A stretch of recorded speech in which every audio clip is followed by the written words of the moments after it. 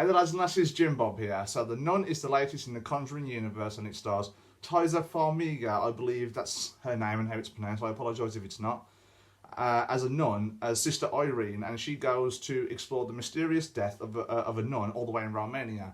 She is sent from the Vatican along with a priest, and they're escorted by some Canadian French dude to this mysterious place to find out exactly what caused the death of this nun.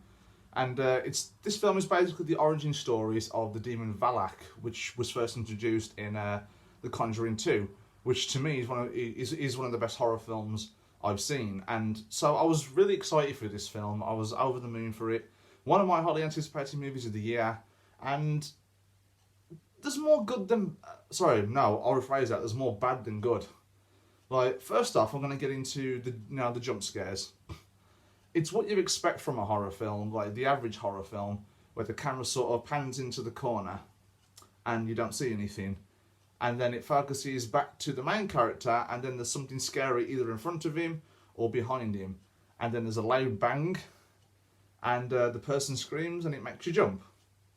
The problem is, it's not done well. Like The Conjuring and The Conjuring 2 did this really well, and I think even Annabelle Creation did a fairly good job with the jump scares. But this one, you just saw them coming a mile away. Like, you can just tell there's one coming where suddenly the camera sort of moves around and there's like this glaring music, and then suddenly it stops and there's complete silence, and then something lashes out at you. You know, you just see it coming a mile away. Yes, they did get me a couple of times, but you saw them coming. You just knew it was going to happen, and the most I did was pretty much like, that was about it. Like, my friend who I was with, he was screaming his head off, but he doesn't do well with horror films.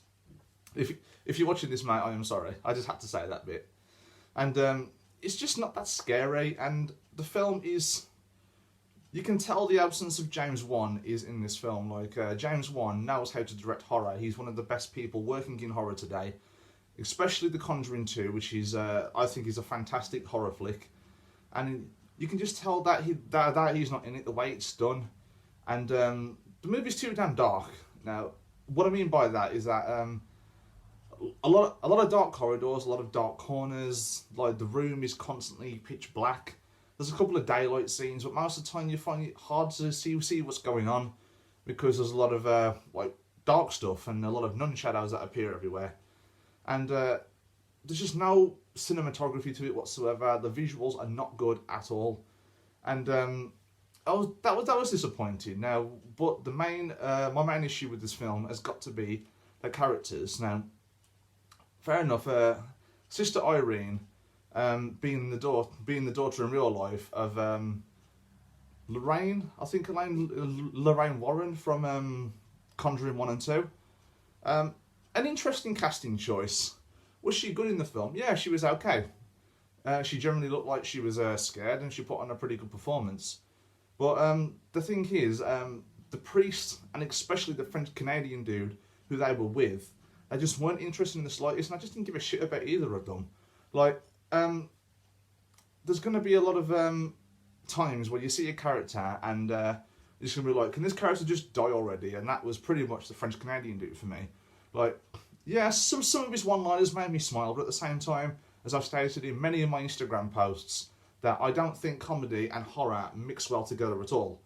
Like, it's different if it's something like Scary Movie or The Babysitter, as they're horror comedies, but when you try and mix comedy into a film which is supposed to be dark and eerie like this one, it just doesn't work. Some of the one-liners he cracks, like her like being like Irene being a nun, and she was about to take her vows, and he was like, well, that's disappointing because now he doesn't get a chance with her.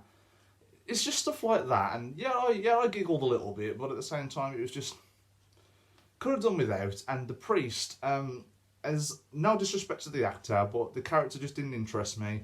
And I believe he was only there to be sort of the guy that vanquishes the demon, you know, someone to put the cross in front of someone's face and chant some spell. And really could have done without him, and you know, I was just really, really disappointed. And to see that Valak is one of the most interesting demons I've ever seen, and to find out that Valak had its own film this year, I was pumped. I was like, okay, we get to explore more about this demon, where it came from. But it's just so so cliche, like it's some kind of evil darkness that rose from the ground, and that's pretty much all it is. Very, very boring, not interesting, and James Wan would have done so much better if he directed this film. We would have had such a different film, and it's just so disappointing that one of your most highly anticipated films of the year turns out to be one of the most disappointing.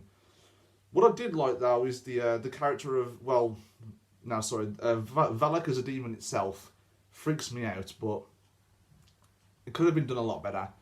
So overall, I'm going to give this film 5.5 out of 10. Highly disappointing, not terrible.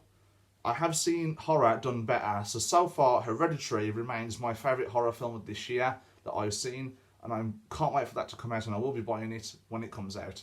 So, that's all I have for today. So thank you very much guys. If you like what you see, like and subscribe, and I will see you next time.